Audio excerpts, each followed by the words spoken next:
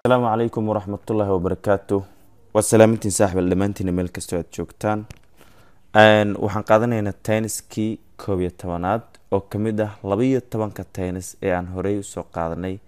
ilaa iyo tenniska 10aad tenniskan waxaa la lahaa future perfect tennis lahaa is used to waxaa loo isticmaalaa for an action fal ayaa loo isticmaalaa weji kaasoo will have been completed dhamaystirmi doono at certain time xilli cayiman in the future oo mustaqbalka kamid ah formula قاعدة subject plus will slash shall plus have plus past participle plus object you they we I she he and it tag waxay qaataan shall iyo will ay qaataan when they are made marka laga dhigo statement question negative and question with negative marka laga dhigo marka shall iyo will horta dhammaan barnaamijyada way qaataan laakiin shall waxaa la siin karaa oo kaliya ma qaadato I iyo will inta kale lama siin karo so let's continue and statement aan ku bilaabaya marka waxaan leeyahay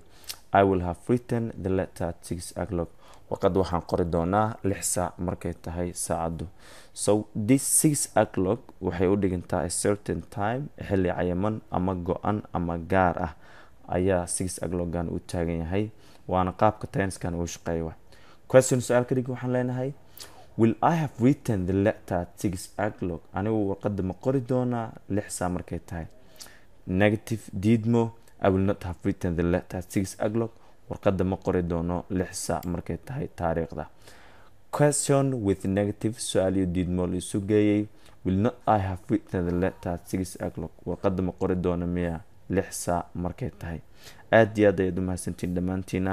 intaan kulmi doono tenniska 12aad waxaan idinkaga tegayaa si nabadgelyo